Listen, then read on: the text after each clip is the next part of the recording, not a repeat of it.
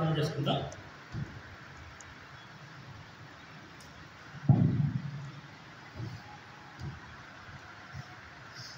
ప్రేమగల పరలోక తండ్రి, మహాపరిశుద్ధుడైన దేవ, జీవం గల సజీవుడైన తండ్రి, యుగ యుగములో బ్రతికి ఉన్న దేవ, పరలోకంలో ఈ రోజునందు పెద్దలు, నాలుగు జీవులు, కోట్లాను కోట్ల దూతలు మానక రాత్రి పవర్లు పరిశుద్ధుడు పరిశుద్ధుడు పరిశుద్ధుడు పరిశుద్ధుడు అని పొగడబడుతున్న దేవ, మహాగణుడు, మహోన్నతుడు, పరిశుద్ధుడు, నిత్య నివాసివైన తండ్రి, ఆకాశ మహాకాశములు సైతము పట్టజాలని దేవ, పరలోకం తండ్రి, వేల్పులలో నీ వంటి వాడెవడు, పరిశుద్ధతలో నీవు మహనీయుడవు, స్తుతి కీర్తనలకు పాత్రుడవు, ఆరాధనలకు యోగ్యుడవు.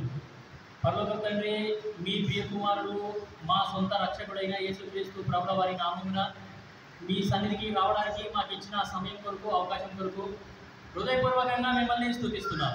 పరలోకం తండ్రి, మా యొక్క ఆయుష్కాలాన్ని పొడిగించినందుకు వందనాలు. ఈరోజు దినమంతా కూడా మా యొక్క వ్యక్తిగత పనులలో మీరు చేసిన మేలన్నిటికై హృదయపూర్వకంగా స్తుతిస్తున్నాము, ఆరాధిస్తున్నాము, గణపడుతున్నాము. మా పనులన్నింటిలో తోడుగా ఉన్నారు, అందును బట్టి స్తుతిస్తున్నాం. ప్రభా, అలసిపోయిన శరీరాలతో ప్రభా మరి మీ యొక్క ఇంటికి రావడానికి ఇచ్చిన కృపకై కూడా స్తోత్రాలు. అలసిపోయిన శరీరాలకు మీరే విశ్రాంతి అనుగ్రహించండి. ప్రభా, మాకు సంఘం ఇచ్చినారు, సహవాసం ఇచ్చినారు, వందనాలు. అన్నిటికంటే ముఖ్యంగా ఎంతో గొప్ప రక్షణని మాకు ఉచితంగా అనుగ్రహించినందుకు హృదయపూర్వకంగా మిమ్మల్ని స్తుతిస్తున్నాము, ఆరాధిస్తున్నాము, గణపరుస్తున్నాము.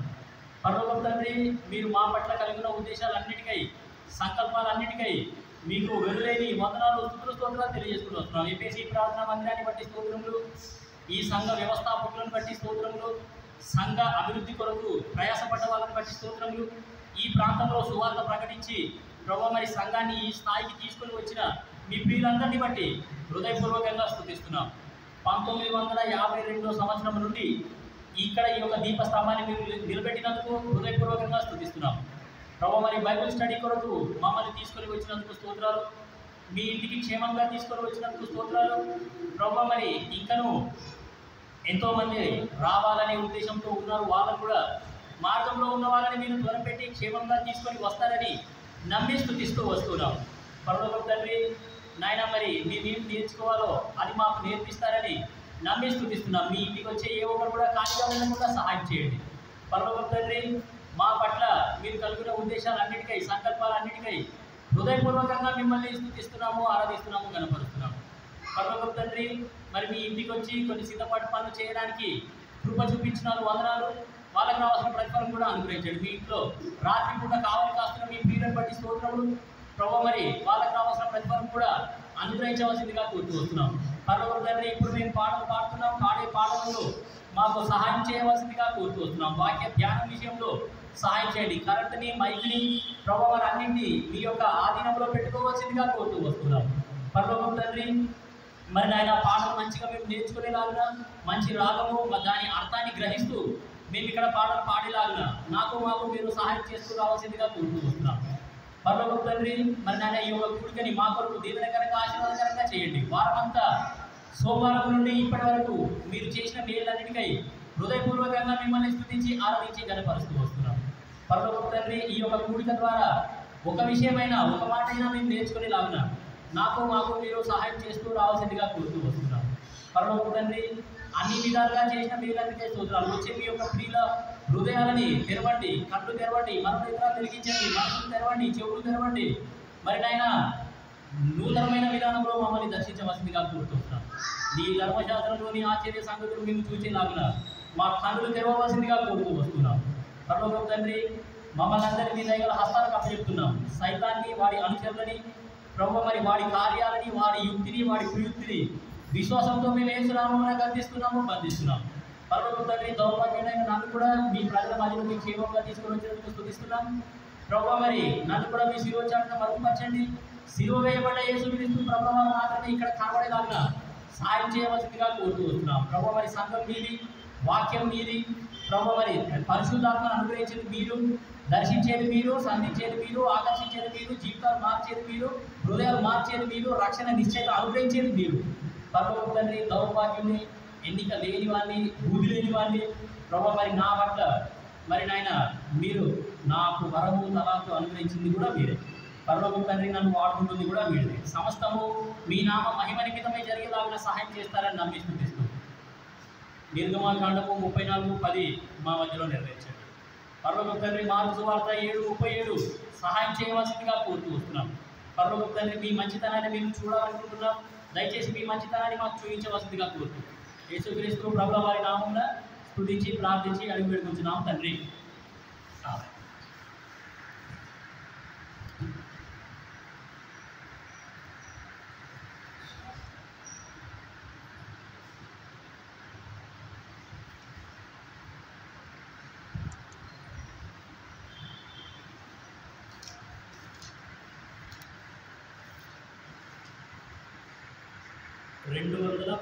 పాట.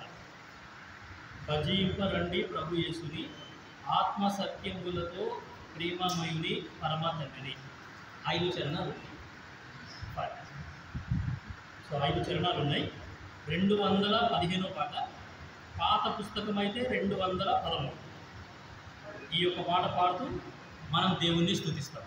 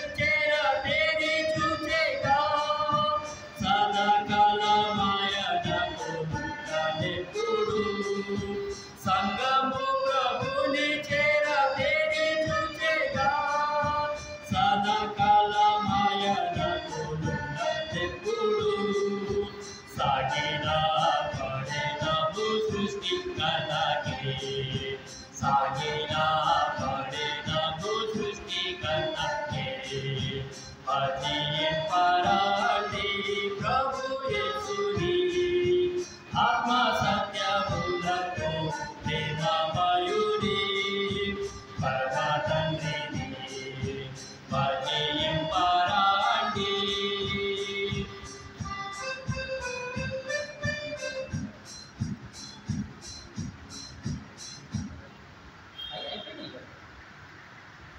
సరే 512వ పాట సంఖ్య 512. మనమే సునివారలము తనవారిగనే యుగుము. 6 చరణాలు ఉన్నాయి. ఒక్కొక్క లైన్ 2 టైమ్స్ పాట. సరేనా? 6 చరణాలు ఉన్నాయి. ఒక్కొక్క లైన్ 2 టైమ్స్. మనమే సునివారలము తనవారిగనే యుగుము అనే పాట పాడుతూ మనం దేవుణ్ణి స్తుతిస్తాం.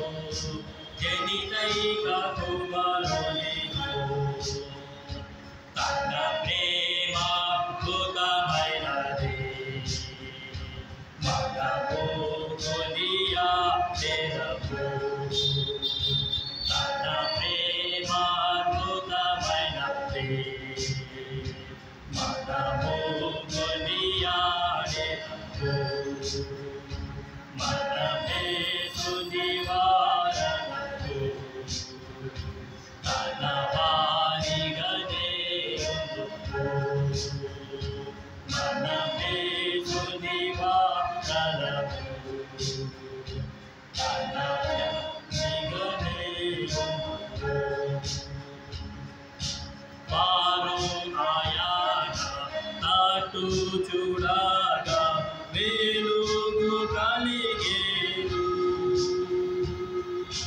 వారు ఆయన అటు చూడగా వెలుగు కలిగేను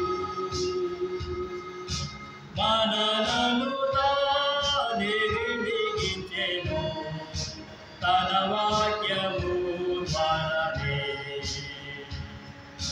మనలను తానే వెలిగించెను తన వాక్యము ద్వారానే ప్రభుభూతముడని ఎరిగి తనకే స్తుతి పాడెదము ప్రభుభూతముడని ఎరిగి తనకే స్తుతి పాడెదము మనమే సునివారలము తన వారిగనే యుందుము మనమే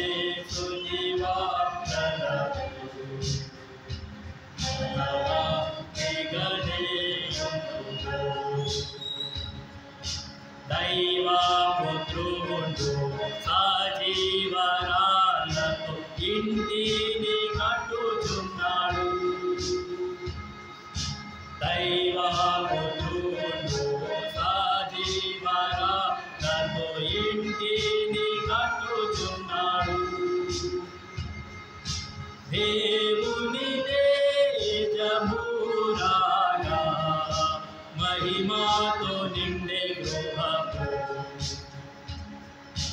దేవుని తేజము రాగా మహిమతో నిండే గృహము ఆయన మందిరములో తన మహిమలు పాడెదము ఆయన మందిరములో తన మహిమలు పాడెదము మనమే సునివాసలము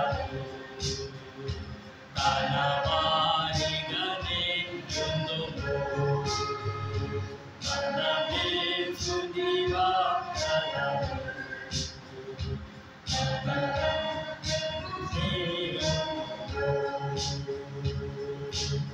ఎందరిని ప్రభువును ఎరిగెను వారిని నిర్ణయించెను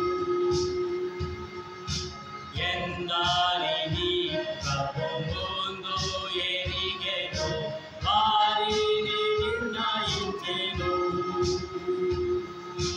పిలచి నీతిగా తీర్చి మహిమపరచెను పిలచి నీతిగా తీర్చి మహిమపరచెను తన తనయుని రూపమిచ్చి మనమానందము నెరపు తన తనయుని రూపమిచ్చి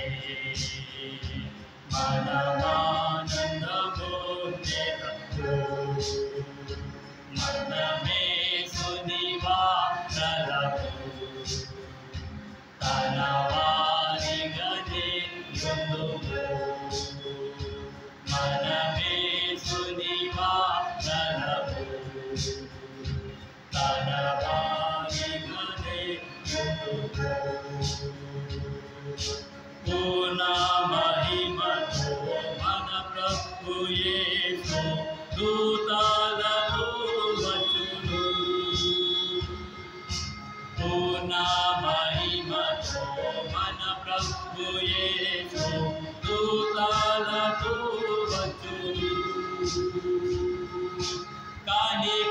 కనిపెట్టువారు కాబడుదురు తన మహిమతో నెరడు కనిపెట్టువారు కాబడుదురు తన మహిమతో నెరడు తన రాజ్యముగా చేసే హల్లెలూయా పాడెదము తన రాజ్యముగా చేసే హల్లెలూయా పాడెదము మనమే సునివాసలము తన వారిగనే యుందుము మనమే సునివాసలము తన వారిగనే యుందుము మహిమా నివసించు మహిమా రాజము మహిమాతో నిండి యుందును మహిమా నివసించు మహిమా రాజము మహిమాతో నిండి యుందును మన ప్రభువే దీపమయ్యుండును తన వెలుగు ప్రచురమగును మన ప్రభువే దీపమయ్యుండును తన వెలుగు ప్రచురమగును యుగ యుగములు మన భక్త ప్రభు యేసును నిజము యుగ యుగములు మన భక్త ప్రభు యేసును నిజము మనమే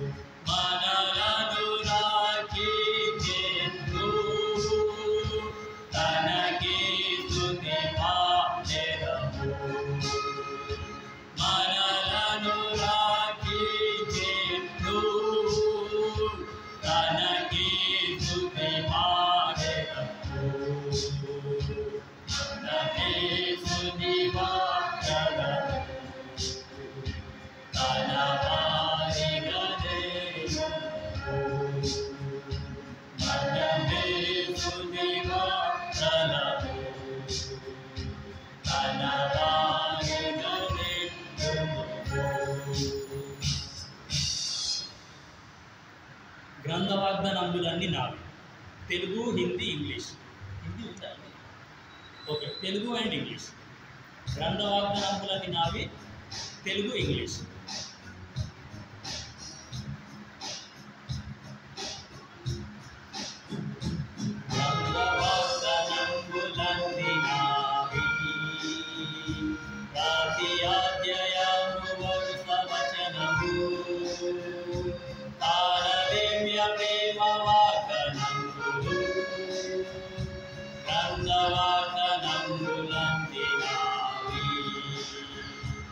Every promise in the book is mine. Every chapter, every verse, every line. All the blessings of His love divine. Every promise in the book is mine. మొదటి తెస్సలోనికైలకు రాసిన పత్రిక 5వ అధ్యాయం.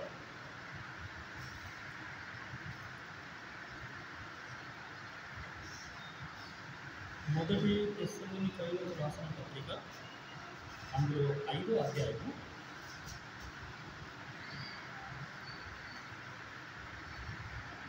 23-24 వచనాలు. అందరం కలిసి గట్టిగా బిగ్గరగా ప్రార్థనాపూర్వకంగా అర్థాన్ని గ్రహిస్తూ మనం చదువుతాం. మొదటి తెస్సలోనికైలకు రాసిన పత్రిక 5వ అధ్యాయము 23-24 వచనాలు. మనం అందరం కలిసి గట్టిగా బిగ్గరగా ప్రార్థనాపూర్వకంగా అర్థాన్ని గ్రహిస్తూ చదువుతాం. సమాధానకర్తయగు దేవుడే మిమ్మును సంపూర్ణముగా పరిశుద్ధపరచునుగాక.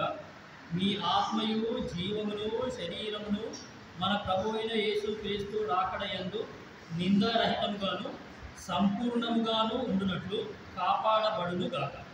మిమ్మును పిలుచువాడు నమ్మకమైన వాడు కనుక అలాగు చేయుడు. చదువుకున్న వాక్యం దేవుడు మాకు. ఈ యొక్క సందర్భాన్ని బట్టి, ఈ యొక్క వాక్యాన్ని బట్టి మనం ఏం చేస్తున్నాము అనంటే, ఈ మొదటి తెస్సలోనికైలకు రాసిన పత్రిక మరి అపోస్తలుడైన పౌలు ఈ యొక్క పత్రికని ఎవరికి రాసినాడు, ఎందుకు రాసినాడు, ఆయన ఏ ఉద్దేశంతో రాస్తున్నాడు అనే సంగతులు మనం కొన్ని చూడడానికి ప్రయత్నం చేసినాము. ఇంతకుముందు 2 బైబిల్ స్టడీ దాని గురించి చెప్పినాము. సో ఫస్ట్ బైబిల్ స్టడీలో మనం ఏం చూసినామంటే, అసలు ఈ తెస్సలోనిక అనే ఈ ప్రాంతానికి సువార్త ఎట్లా వచ్చింది, ఎక్కడి నుండి వచ్చింది, అపోస్తలుడైన పౌలు ఆయన ఏం చేసినాడు. సువార్త దండయాత్ర చేసేటప్పుడు ఆ తెస్సలోనిక పట్టణానికి వచ్చినాడు. ఆ యొక్క తెస్సలోనిక పట్టణంలో ఒక సమాజ మందిరం చూస్తున్నాడు. ఆయన సాక్ష్యమే చెప్తున్నాడు. ఆయన ఎక్కడ పోయినా సరే ఆయన సాక్ష్యమే చెప్తున్నాడు.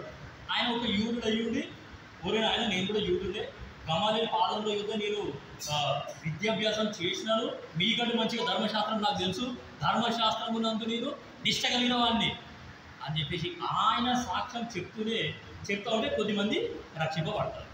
ఆ రక్షింపబడ్డ వ్యక్తులంతా ఏం చేసినారంటే ఒక ఇంట్లో కూడుకున్నారు. ఆ ఇంట్లో ఉన్న సంఘాన్ని ఉద్దేశిస్తూ అపోస్తలుడైన పౌలు ఏం చేస్తున్నాడంటే ఈ యొక్క పత్రిక అనేది రాస్తున్నాడు. ఈ యొక్క పత్రికలో ఏముందంటే మొత్తం 5 అధ్యాయాలు ఉన్నాయి. 5 అధ్యాయాలలో ఫస్ట్ అధ్యాయం మనం ఏం చూసినామంటే న్యూ కన్వర్ట్స్, కొత్తగా రక్షణ పొందిన వాళ్ళు అనే సంగతి మనం చూసినాం. ఈ తెస్సలోనిక పట్టణంలో ఉన్న వీళ్ళు ఎట్లా రక్షింపబడ్డారు, అంతకంటే ముందు వాళ్ళు ఎట్లుండేవాళ్ళు, ఇప్పుడు రక్షణ పొందిన తర్వాత వాళ్ళు ఎట్లా ఉన్నారు అనే సంగతి ఈ యొక్క మొదటి అధ్యాయంలో ఉంది అనే సంగతి ఇంతకుముందు మనము చూసినాం. దాని తర్వాత ఈ యొక్క 2వ అధ్యాయంలో ఏమిటంటే అపోస్తలుడైన పౌలు వాళ్ళ మధ్యలో ఎట్లా సేవ చేసినాడు, అపోస్తలుడైన పౌలు వాళ్ళ మధ్యలో ఎట్లా సేవ చేసినాడు, ఏ విధంగా వాళ్ళ మధ్యలో సేవ పరిచయం చేసినాడో ఆ సంగతి అంతా కూడా ఆయన ఏం చేస్తాడంటే ఈ యొక్క 2వ అధ్యాయంలో చెప్తాడు. ఆ 2వ అధ్యాయము 9వ వచనం కాదు, 2వ అధ్యాయము 18వ వచనంలో మనం చూస్తాము. ఆడ ఏముందంటే మొదటి తెస్సలోనికైలకు రాసిన పత్రిక 2వ అధ్యాయము 18వ వచనం. కాబట్టి మేము మీ యొద్దకు రావలెనని యుంటిని, పౌలను నేను పలుమార్లు రావలెనని యుంటిని గాని సాతాను మమ్మును అభ్యంతరపరచెను.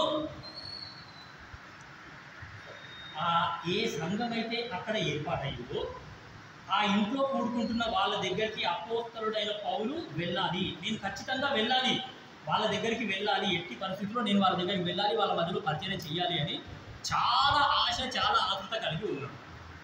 ఎందుకు అట్లా ఆతృత కలిగి ఉన్నాడు అంటే వాళ్ళ మధ్యలో యేసుక్రీస్తు ప్రభుల వారి రాకడకి సంబంధించిన రాంగ్ డాక్ట్రిన్స్ వాళ్ళ మధ్యలో ఉన్నాయి.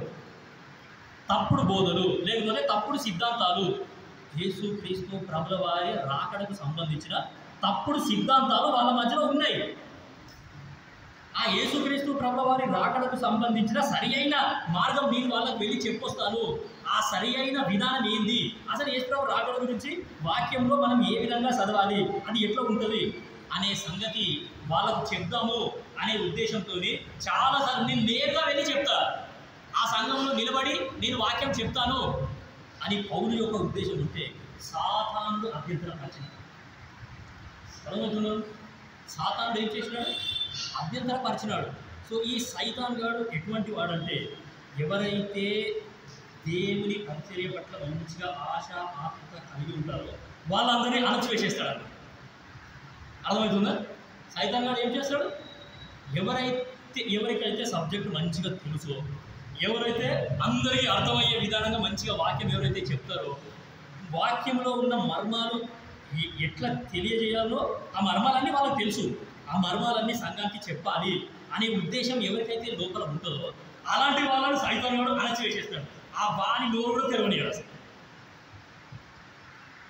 అపోస్తలుడైన పౌలు జీవితంలో మనం చూస్తున్నాం, సైతాను ఆటంకపరిచినాడంట. సైతాన్ వాడు పూర్తిగా ఆటంకపరిచినాడు. మరి అపోస్తలుడైన పౌలునే సైతాన్ వాడు ఆటంకపరుస్తుంటే నువ్వు నిరోగులేక ఆకాశంలో నుండి యేసుక్రీస్తు ప్రభుల వారి స్వరాన్ని స్వయాన విన్నాడు ఆయన. సౌలా సౌలా నీవేళ నన్ను హింసించుచున్నావు అనే స్వరము విన్న వ్యక్తి ప్రత్యక్షంగా విన్నాడు. అసలు ఆ స్వరము ఉరుములాగా వచ్చిందా, మెరుపులాగా వచ్చిందా? ఆ స్వరం విన్న తర్వాత అసలు ఉరుములు మెరుపులు వస్తేనే మనకు గుండెలు దడదడదడదడం అంటాయి. మరి అటువంటిది సౌలా సౌలా నీవేళ నన్ను హింసించుచున్నావు అనే స్వరం విన్న తర్వాత ఆయనకు ఒక్కడేసారి కళ్ళే బంద్ అయిపోయి ప్రత్యక్షంగా విన్నాడు ఆ స్వరాన్ని. ఆయన అంత దేవుని అందరి భయభక్తులు కలిగి ఉన్న ఈ వ్యక్తినే సైతాన్ గాడు ఆటంకపరుస్తూ ఉంటే నువ్వు నేను లెక్కన ఏమమ్మా, నువ్వు నేను లెక్కన. మనల్ని అయితే ఈజీగా ఆడుకుంటాడు, పేకాట ఆడినట్టే ఆడుకుంటాడు మనల్ని. సో కాబట్టి మనం చాలా జాగ్రత్తగా ఉంటాం. మీకు సంగతి చెప్పాలి, పోయిన ఆదివారం మొన్న ఆదివారం మన సంఘ పెద్ద ఒక ఆయన ఏం చేసిందంటే ఒక సిస్టర్ ప్రార్థన చేయించుకోనికే వచ్చింది. బైబిల్ నెత్తి మీద పెట్టి ప్రార్థన చేస్తుంది. ఏం చేయాలి? ఏం సార్ బైబిల్ నెత్తి మీద పెట్టి ప్రార్థన చేస్తున్నాడు మన సంఘం. ఇప్పుడు వాక్యంలో ఏముంది? ఎవరైనా సరే ఆరోగ్యం బాగలేకపోతే నువ్వు సంఘ పెద్ద దగ్గరికి పోవాలి. ఆ సంఘ పెద్దలు ఏం చేస్తారు? చేతులు నీ మీద పెట్టి ప్రార్థన చేస్తారు. అది ఉన్నది బైబిల్. మన సారీకంగా బైబిల్ నెత్తి మీద పెట్టాడు. ఇక చూసుకోండి, గిట్లున్నది పరిస్థితి. సరేనా? దాని తర్వాత మన సండే స్కూల్ టీచర్స్ ఉన్నారు కదా, ఆ సండే స్కూల్ టీచర్స్కి అద్భుతము అండ్ తెగులు ఈ రెండుకి తేడా కూడా తెలియదు. ఏమన్నా అద్భుతము అండ్ తెగులు తెగులు తెగులు ఈ రెండుకి కూడా తేడా మన సండే స్కూల్ టీచర్స్. అవి మీకు తెలుసో తెలియదు. కరోనా వైరస్ అనేది ఏమి, అది అద్భుతమో తెగులు. మనందరికీ తెలివితేటలు కొంచెం ఎక్కువ ఉన్నాయి కాబట్టి ఎవరికైతే పాజిటివ్ వచ్చిందో వానికి తెగులు, ఎవరికైతే పాజిటివ్ రాలేదు వానికి అద్భుతం. సండే స్కూల్ టీచర్ ఏం చేసిందంటే పిల్లలకు ఒక ప్రశ్న అడిగిందంట. సింపుల్గా ఈ కేజీ పిల్లలకు ఒక ప్రశ్న అడిగింది. మోషే అహరోనులు ఫరో ఎదుట చేసిన మొట్టమొదటి అద్భుతము ఏమది? అర్థమైందా ప్రశ్న? సండే స్కూల్ టీచర్ పిల్లలకు సండే స్కూల్ టీచర్ అడిగిన ప్రశ్న. మోషే ఇంకా అహరోనులు ఫరో ఎదుట చేసిన మొట్టమొదటి అద్భుతం ఏంది? ఈ పిల్లలందరూ ఏం చెప్పినారు? మోషే ఇంకా అహరోనులు వాళ్ళ చేతున్న కర్ర తీసుకొని కింద పడేసినారు. ఆ కర్ర ఏమైందంటే పాము అయింది. ఫరో యొక్క మెజిషియన్స్ కూడా వాళ్ళ కర్రలను కింద పడేస్తే ఆ కర్ర కూడా పాము అయింది. కాకపోతే అహరోను మోషేల యొక్క పాము ఆ మెజిషియన్స్ యొక్క పాములను మింగేసింది. ఇది ఫస్ట్ మిరాకిల్ అని పిల్లలు చెప్పారు. కాదు అది తప్పు, అది తప్పు. మా సండే స్కూల్ టీచర్ గట్ల చెప్పింది. ఏం చెప్తాం చెప్పి ఇప్పుడు అర్థమవుతుందా? మన మధ్యలో సైతం కూడా గట్ల పనిచేస్తున్నాడు. మీరు ఏం చెప్తే గదే కరెక్ట్ అన్నమాట. కరెక్ట్ చెప్పేటప్పుడు కూడా నొక్కేస్తారు అన్నట్టు.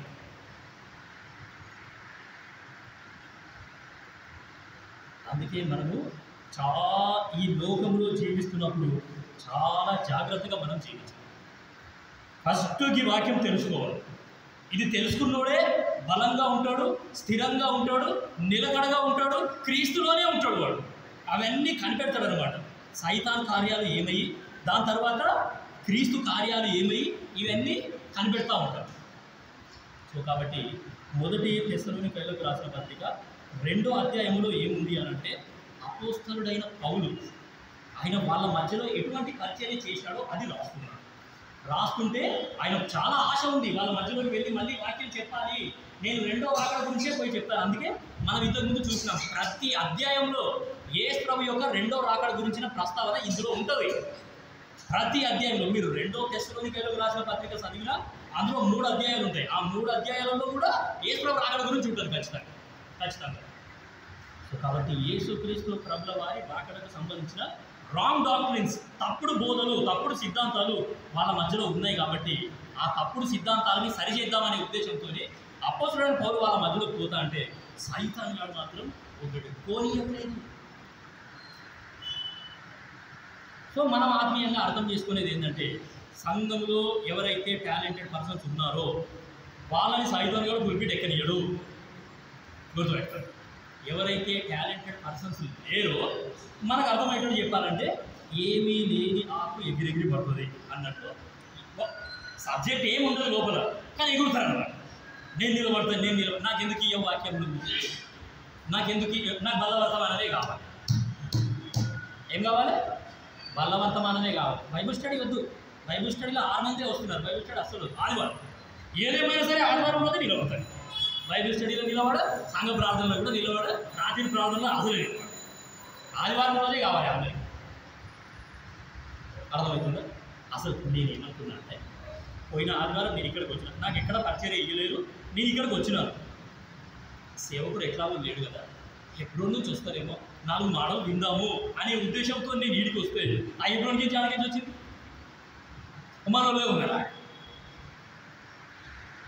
అసలు మనం చేయాల్సిన పని ఏంటంటే, ఒకటే, ఎఫెసీ ప్రార్థనా మందిరానికి వాక్యం బోధించే బోధకులు హెబ్రోన్ నుండి వస్తున్నారు అనే సంగతి చుట్టుపక్కల హైలైట్ అయిందనుకో, ప్రజలంతా మన దగ్గరికే వస్తారు. అర్థమవుతుంది?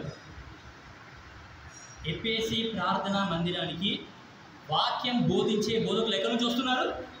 హెబ్రోన్ నుంచి వస్తున్నారు. హెబ్రోన్ నుంచి వస్తున్నారు. ప్రతి ఆదివారం ఎఫెసీ ప్రార్థనా మందిరానికి హెబ్రోన్ నుంచి వస్తున్నారయ్యా వాక్యం బోధించనీకే అనే సంగతి బయట ఇతరులకు తెలిస్తే పరిగెత్తుకుంటే గీడికే వస్తారు అందరు. వాళ్ళందరినీ మనం ఆపేస్తాం అన్న. నేను పూర్తి చాలా డిసప్పాయింట్ అయిపోయింది. సో కాబట్టి నా ఆత్మీయ జీవితంలో నేను చేసే పని కూడా అదే. నా జీవితంలో సైతాన్ గాడు ఎట్లా పనిచేస్తున్నాడు, ఆ సైతాన్ గాడి క్రియలని వెంటనే తెలుసుకొని ఆ యొక్క క్రియలని వెంటనే నాశనం చేసేస్తున్నాడు.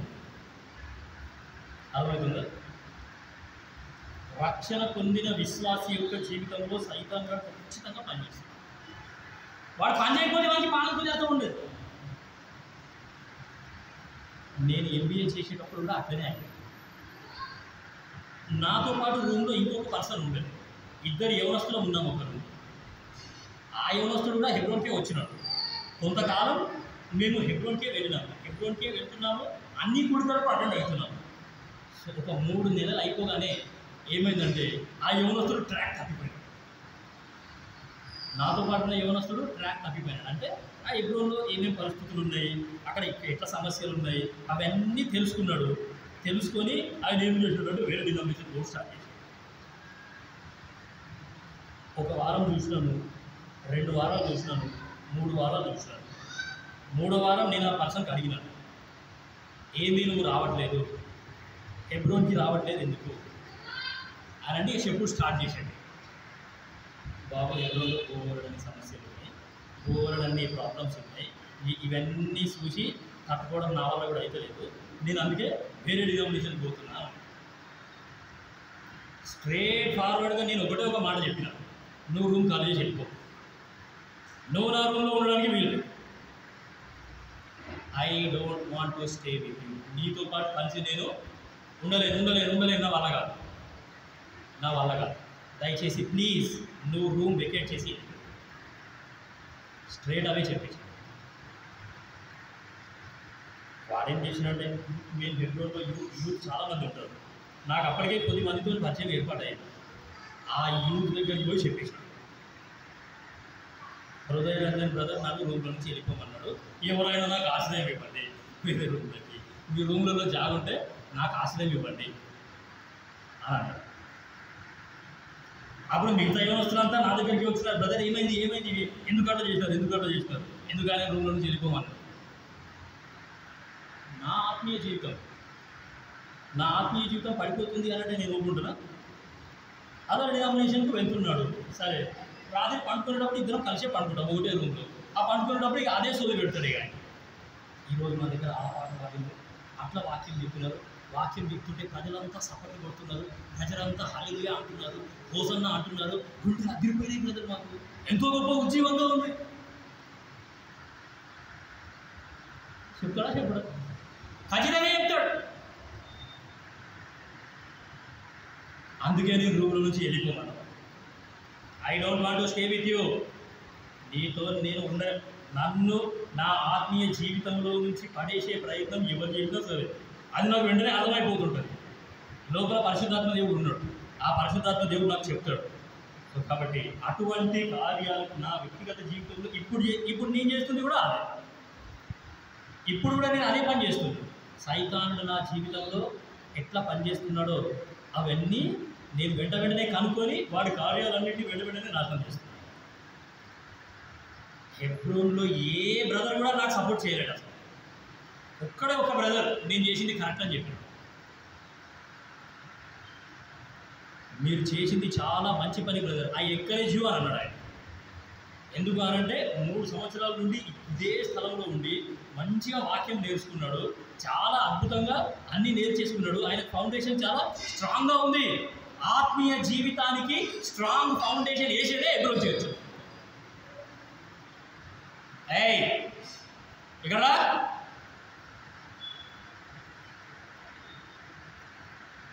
ఆత్మీయ జీవితానికి స్ట్రాంగ్ ఫౌండేషన్ వేసేది ఎవరు? మన హెబ్రోన్ చర్చే. మేము భక్త సింగ్ గారి సావాసానికి వెళ్తున్నామండి అని అంటే బయట ప్రజలకి వణుకు పుడుతుంది, చాలా స్ట్రాంగ్ చర్చకి వెళ్తున్నారు మీరు అని అంటారు. ఆయనకు కాన్ఫిడెన్స్ వచ్చేసింది, వెళ్ళిపోయాడు ఆయన. నేను మాత్రం అసలు చాలా బతిమలాడిండు ఆయన, చాలా రిక్వెస్ట్ చేశాడు. నేను అసలు కాంప్రమైజే కాదు, సారీ బ్రదర్, కావాలంటే నీ కాళ్ళు మొక్కుతాను, ప్లీజ్ నీ కాళ్ళైనా సరే మొక్కుతాను, నువ్వు వెళ్ళిపో. అర్థమవుతుందా వాక్యం? నా ఆత్మీయ జీవితం కోసమే యేసు చాలా గొప్ప త్యాగం చేసినాడు. ఆ ఆత్మీయ జీవితాన్ని నాశనం చేసే ప్రయత్నం చేస్తున్నాడు సైతాను. ఆ కార్యాలని ఆల్రెడీ యేసు సైతాన్ని ఓడగొట్టేసినాడు, ఇప్పుడు మనం ఓడగొట్టాలి మనం. అందుకే యేసు కూడా కొన్ని పరిస్థితులు అట్లా అనుమతిస్తాడు అన్నమాట. మనము వాడి కార్యాలు తెలుసుకొని ఆ యొక్క కార్యాన్ని మనమే అర్థం చేయాలి. నా జీవితంలో, నా కుటుంబ జీవితంలో, నా సంఘ జీవితంలో సైతాను గారు ఎట్లా పని చేస్తున్నాడు, ఆ పని మనం తెలుసుకొని ఏం చేయాలంటే వాడిని మనం ఓడియాలి. కాబట్టి ఈ విషయం మనం చాలా జాగ్రత్తగా చూసుకుంటే మనకే ఎంతో. 2వ అధ్యాయంలో మరి సాతానుడు అభ్యంతర పరిచేసరికి పౌలు ఏం చేస్తాడంటే ఇక ఈ సైతాన్ గారు వదిలేటట్టు లేడని చెప్పేసి తిమోతిని వాళ్ళ మధ్యలో పంపిస్తాడు. అది 3వ అధ్యాయం. మొదటి తెస్సలోనికైలకు రాసిన పత్రిక 3వ అధ్యాయంలో ఏముందంటే తిమోతిని వాళ్ళ మధ్యలోకి పంపిస్తాడు. ఆ తిమోతి ద్వారానే పౌలు తెలుసుకుంటాడు అనమాట అక్కడ ఏం జరుగుతుంది అని. అప్పుడు తిమోతి పౌలు చెప్పిన తర్వాత ఈ పత్రిక రాస్తాడు.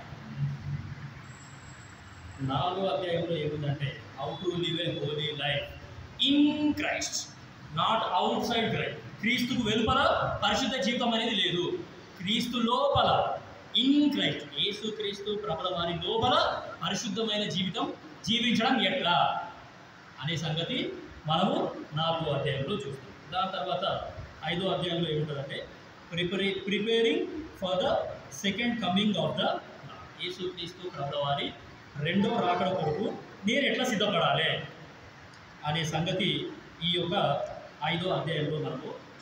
సో ఈరోజు ఏం చేద్దామంటే సమయం అనుమతించే కొద్ది సమయాన్ని బట్టి మొదటి అధ్యాయాన్ని కంప్లీట్ చేయడానికి ట్రై చేద్దాము. మొదటి తెస్సలోనికైలకు రాసిన పత్రిక 1వ అధ్యాయము 2వ వచనం నుండి 10వ వచనం వరకు దగ్గర దగ్గర ఒక విశ్వాసికి ఉండాల్సిన 12 లక్షణాలు ఉన్నాయి. సో సమయాన్ని బట్టి మనం ఏం చేస్తామంటే ఆ యొక్క 12 కూడా చూడడానికి ట్రై చేద్దాం. లేకపోతే ఎంత అయితే అంత, కానీ కరెక్ట్ టైంకి నేను ముగిస్తాను, మీరేం కంగారు. ఒక విశ్వాసికి అంటే యేసుక్రీస్తు ప్రభుల వారిని నమ్ముకున్న తర్వాత ఒక బిలీవర్కి 12 రకాల క్వాలిటీస్ ఉండాలి అనే సంగతి ఈ మొదటి అధ్యాయంలో తెస్సలోనికైలకు రాసిన పత్రిక మొదటి అధ్యాయంలో మనం చూస్తాం. సో ఏంటి వాట్ ఆర్ దోస్ 12 క్వాలిటీస్ అనే సంగతి చూస్తే 3వ వచనం 2వ వచనం నేను చదువుతున్నాను, జాగ్రత్తగా గమనించండి. మొదటి తెస్సలోనికైలకు రాసిన పత్రిక 1వ అధ్యాయము 2వ వచనం, విశ్వాసంతో కూడిన మీ పనిని. విశ్వాసము క్వాలిటీ నెంబర్ 1. యేసు ప్రభు యందు ఏమి ఉండాలి అని అంటే విశ్వాసం ఉండాలి. యేసుక్రీస్తు ప్రభుల వారిని నమ్మాలి. యేసుక్రీస్తు ప్రభుల వారిని నువ్వు నేను నమ్మాలి. ప్రభు అయిన యేసునందు విశ్వాసం ఉంచుకో, అప్పుడు నీవును నీ ఇంటి వాళ్ళు రక్షణ పొందారు. యేసునందు విశ్వాసం ఉంచు అని అంటే యేసుక్రీస్తు ప్రభుల వారు శిలువ మీద చేసిన కార్యాన్ని నువ్వు నేను నమ్మాలి, హృదయపూర్వకంగా నమ్మాలి. ఎంతో గొప్ప త్యాగం యేసుక్రీస్తు ప్రభుల వారు నీ కొరకు నా కొరకు ఆయన చేశారు. ఎవరు కూడా భరించలేని నొప్పి నీ కొరకు నా కొరకు యేసుక్రీస్తు ప్రభుల వారు భరించినాడు. నిజం చెప్పాలంటే ఈ లోకంలో యేసుక్రీస్తు ప్రభుల వారి యొక్క వృత్తి ఏంటి అంటే కార్పెంటర్. వడ్రంగి పని చేసేడు వేస్తాడు. వడ్రంగి పని చేసేటోళ్ళు అంటే ఇటువంటి టేబుల్స్ తయారు చేయడం, చైర్స్ తయారు చేయడం, డైనింగ్ టేబుల్ తయారు చేయడం, లేకపోతే డ్రెస్సింగ్ టేబుల్ తయారు చేయడం, ఇటువంటివన్నీ తయారు, ఆ డోర్స్, విండోస్. ఒక ఎగ్జాంపుల్ చెప్తాను నేను మీకు. ఆ డోర్ అట్లా నిలబెట్టడానికి ఏం చేస్తారంటే ఆ డోర్కు వెనకాల మేకులు కొట్టారు. చిన్న చిన్న మేకులు కొట్టి ఏం చేస్తారంటే ఆ యొక్క డోర్ని బిగిస్తారు. యేసుక్రీస్తు ప్రభువు ఆ పని చేసినాడు. ఆయన వడ్రంగి, ఆయన వృత్తిపరంగా ఆయన వడ్రంగి పని.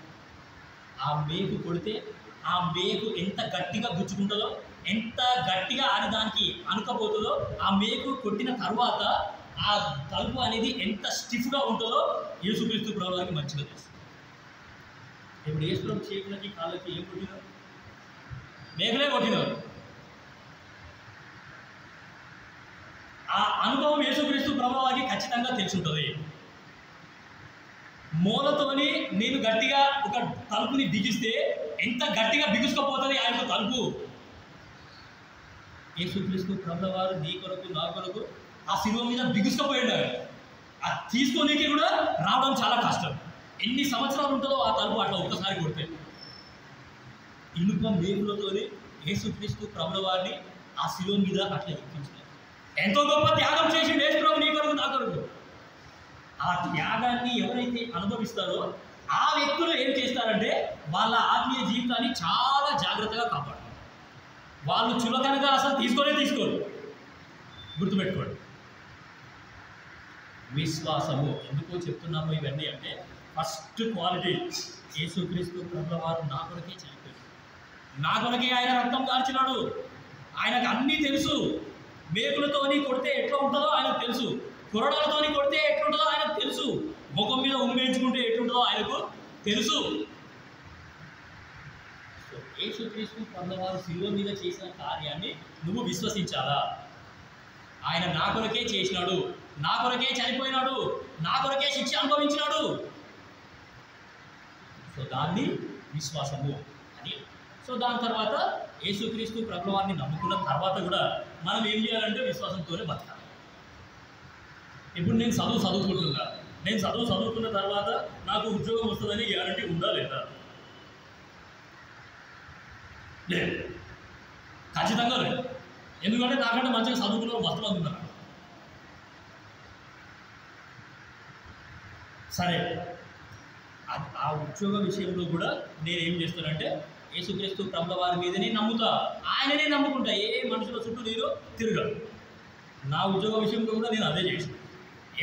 ఏ మనిషి దగ్గరికి పోలేదు. అసలు నాకు ఉద్యోగం లేనప్పుడు చాలామంది అన్నారు కూడా, మీరు ఆండ్రూస్ అంకుల్ దగ్గరికి పోండి, ఆయనకు చాలామంది తెలుసు, ఆండ్రూస్ అంకుల్ నేను ఏదో కంపెనీలో పెట్టిపిస్తాడు అని అన్నారు. కానీ నేను గుర్తుపెట్టుకోండి, నేను పోలేదు ఆండ్రూస్ అంకుల్ దగ్గర. సరే, ఆండ్రూస్ అంకుల్ దగ్గరికి పోదు, ఎంఆర్ఎఫ్ కంపెనీ జిఎం ఆయన దగ్గర కన్నా పో, కనీసం ఆయనలో నేను ఎక్కడైనా పెట్టిపిస్తాడు. ఆయన దగ్గర కూడా పోలేదు. నేనేం చేయలేదు, సింప్లీ నా యొక్క రెజ్యూమేని Naukri.comలో పెట్టినోడు కూర్చున్నది అప్పుడు దానికి. దానంతా అదే కాల్ వచ్చింది. వాళ్ళే కాల్ చేసినారు, వాళ్ళే కాల్ చేసి వాళ్ళే నన్ను పిలిచారు. నాకు హెబ్రోన్లో నేను వాక్యం, అది నిజంగా నేను దేవునికి చాలా కృతజ్ఞుడే. హెబ్రోన్లో నాకు వాక్యం చాలా మంచిగా నేర్పించారు. చాలామంది యవనస్తులు ఏం చేస్తారంటే వాళ్ళు ఉద్యోగం అయిపోయిన తర్వాత ఏ కంపెనీలోనో వాళ్ళ రెజ్యూమ్ పంపిస్తూ ఉంటారు, కానీ దేవుని కంపెనీలో ఉద్యోగం ఉందో లేదో అని అడగరు. అసలు ఫస్ట్ మనం చేయాల్సిన పని ఏంటంటే మన రెజ్యూమేని దేవుని చేతిలో పెట్టాలి. మన రెజ్యూమేని దేవుని చేతిలో పెడితే దేవుడు ఏం చేస్తాడంటే ఎక్కడైతే మన అక్కర ఉందో ఆ కంపెనీలకు ఆటోమేటిక్గా పంపించేస్తాడంట. నీకు ఆటోమేటిక్ కాల్ వచ్చేస్తుంది, నువ్వు మళ్ళీ ఉద్యోగాల కోసం ఎదుర్కోవాల్సిన అవసరం లేదు. నా విషయంలో జరిగింది, నేను అదే చేశాను. ఏ రికమెండేషన్ కానీ, రిజర్వేషన్ కానీ, రెఫరెన్స్ కానీ ఏమీ లేదు. కేవలం యేసుక్రీస్తు ప్రభుల వారి యందు విశ్వాసం ఉంచి నేనేం చేశానంటే ఉద్యోగం. సరే, ఉద్యోగం వచ్చిన తర్వాత ఏం చేయాలి? వివాహం విషయంలో కూడా మనం విశ్వాసంగానే ఉండాలి. ఈ విశ్వాసం అనేది ఫస్ట్ నుంచి లాస్ట్ దాకా ఆదిలో విశ్వాసం ఎట్లుందో అంతవరకు కూడా అదే ఉండాలి. యేసు ప్రభు ఆదిని చూసే దేవుడు కాదు, అంతాన్ని చూసే దేవుడు. తెలుసా మీకు? యేసు ప్రభు ఏం చూస్తున్నామో ఆరంభాన్ని చూసే దేవుడు కాదు, అంతాన్ని చూసే దేవుడు. గుర్తుపెట్టుకోండి, ఆరంభంలో అందరూ మంచిగానే ఉంటారు.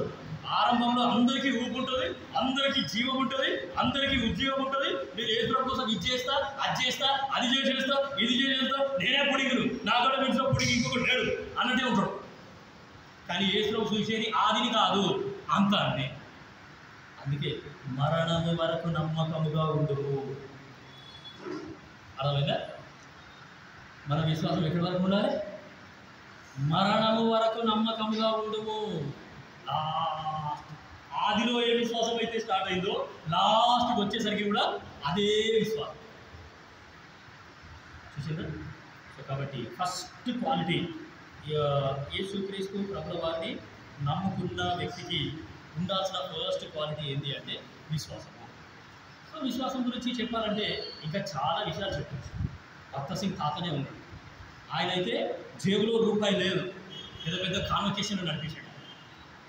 తెలుసా మీకు? జేబులో రూపాయి లేదు, గల్లపేటలో రూపాయి లేదు, హెబ్రోన్ ఆఫీస్లో రూపాయి లేదు, ఎవరి దగ్గర రూపాయి లేదు. పెద్ద పెద్ద కాన్వకేషన్లు హైదరాబాద్లోనే నడిపించాడు. మళ్ళీ యాన్మో అనుకోగలరు.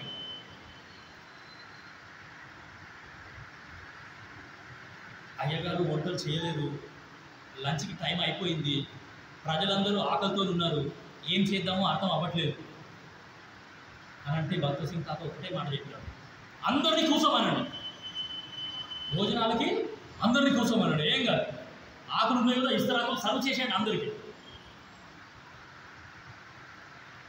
సడన్గా ఒక పెద్ద డీసీఎం వ్యాన్ నిపుణులు లోపలికి వచ్చేసి, అయ్యా ఇక్కడ భక్తి సింగ్ అంటే ఎప్పుడండి పలానా చోట పెళ్ళి ఆగిపోయింది, అక్కడ నుంచి మేము భోజనం తీసుకొని వచ్చినాం, బోరడంత భోజనం వేస్ట్ అయిపోతుంటే ఆ భోజనం పెళ్ళి తీసుకొని వచ్చినాం.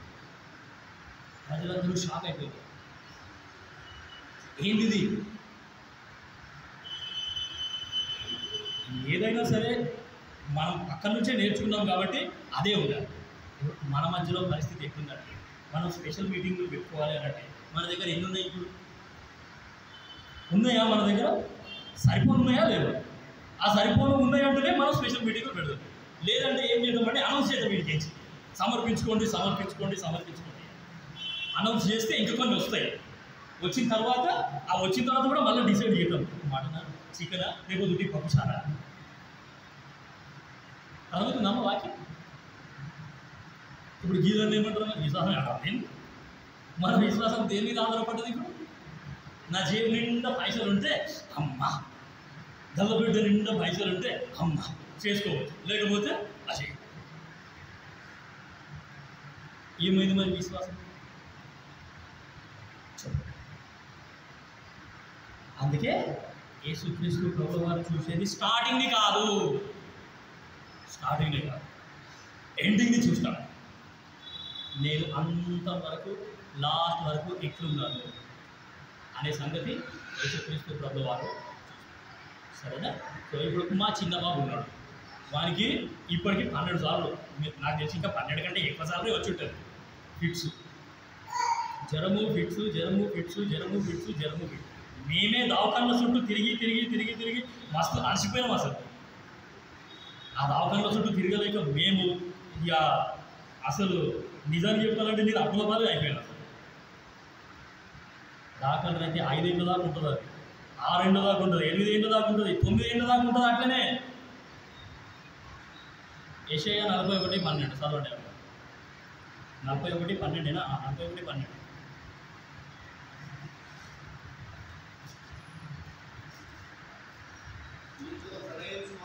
Very good. నీతో కలహించు వారిని నీవు వెదగెదవు కానీ వారిని కనుగొనలేకపోయినవు. నీతో యుద్ధము చేయువారు మాయమైపోయినారు, అభావులగుదురు. సో ఈ సంవత్సరం మా చిన్నబాబు వాగ్దానం యెషయా 41:12. ఆ కార్డ్ మీద ఏముందంటే, నీతో యుద్ధము చేయువారు మాయమైపోతారు. ఏం సార్ అర్థమవుతుంది వాక్యం? వాటితో యుద్ధం ఎవరు చేస్తున్నారు ఇప్పుడు? ఆ జ్వరము, ఆ ఫిట్స్, ఆ యొక్క రోగం కాదే. ఈ రోగాలు పెద్ద యుద్ధం చేస్తున్నాయి మాత్రం. ఆ రోగాలను ఏం చేస్తాడంటే చేస్తున్నావు, మాయం చేస్తా. మళ్ళా నువ్వు జీవితంలో కనుగొనలేవు, జీవితంలో కనుగొనకుండా చేసేస్తాడు ఇక. అందుకే ఐ ట్రస్ట్ దిస్ బుక్. ఈ పుస్తకాన్ని నేను హృదయపూర్వకంగా నమ్ముతాను. అందుకే ఈ పుస్తకం కోసం అన్నీ వదిలేసిన. నిజం చెప్పాలంటే నేను ఈ పుస్తకం కోసం అన్నీ వదిలేసిన. నన్ను అందరూ ద్వేషిస్తున్నారు, అయినా సరే ఈ పుస్తకమే నాకు కావాలి. నీతో యుద్ధం చేసే వాళ్ళని నేను మాయం చేసేస్తా. ఆ వాగ్దానం చదివేసరికి నాకు చాలా సంతోషమైంది.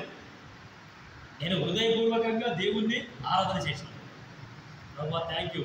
వానికి అసలు నేను స్కూల్కైనా వాడిని పంపిస్తానా, వానికి ఎడ్యుకేషన్ అయినా ఇప్పిస్తానా అనే ఆలోచన, అనే లోపల ఒక అనుమానం ఉండేనా. ఆ అనుమానాన్ని కూడా దేవుడు నేర్పించాడు. సో చెప్పేది ఏంటంటే, we should live a life which is filled with faith. విశ్వాసంతో కూడి ఉన్న జీవితాన్ని యేసుక్రీస్తు ప్రభువారిని నమ్ముకున్న తరువాత మనము జీవించాలి. చాలామంది నాకు అన్నారు, నువ్వు పిల్లగానికి డాక్టర్ మంచిగా చూపెట్టకు వచ్చినావు, నువ్వు మంచి డాక్టర్కు దొరికిపోతలేవు, మంచి డాక్టర్ను చూపిస్తలేవు అని అన్నారు. మా ఆఫీస్లో కూడా అన్నారు, మాటికి లీవ్ పడితే ఎవడుకుంటాడు. నువ్వు మంచి డాక్టర్కి చూపెట్టాలంటే ఆ కీమ్స్ దవాఖానకు దొరుకుని పోయారు సికింద్రాబాద్. ఆడ మోహన్ దాస్లో ఒక డాక్టర్ ఉన్నాడు. ఆ డాక్టర్ మంచిగా చూస్తాడు. ఫిట్స్ పిల్లలకు గాయనే స్పెషలిస్టు అని అంటే ఆ డాక్టర్ దగ్గర దొరుకుతాడు. ఆ డాక్టర్ దగ్గరికి పోతే వాడు కంప్యూటర్ మంచిగా ముందర వేసుకొని పాతలు ఆడుతున్నాడు కంప్యూటర్లో. డాక్టర్ గారు ఈడేం డాక్టర్ రాబాయి అనుకున్నాడు.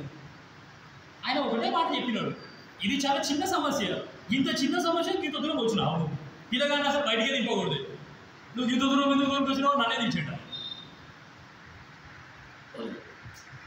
నిలోపల దవకాన పెద్ద పెద్ద ప్రొఫెసర్లు ఉంటారు. ఇంకా అందరికంటే ఇక దానికంటే పెద్ద ప్రొఫెసర్లు ఇంకా ఏ దవకాన ఉండదు. నిలోపల దవకాన కూడా తవ్వకపోయినది. కనీసం చెయ్యి కూడా ఇట్లా ముట్టి చూడలేదు. పిల్లగాడు పిల్లగాడికి ఇంత దూరం నిలబెట్టించి పిల్లగాడు చూస్తే మంచిగా ఉంటాడు కదా, వానికి ఏం కాలేదు. మీరు ఇంత దూరం ఎందుకు దొరకొచ్చిండ్రు అని దొరకపడు, ఇంటికి దొరకపోడు. ఏం సార్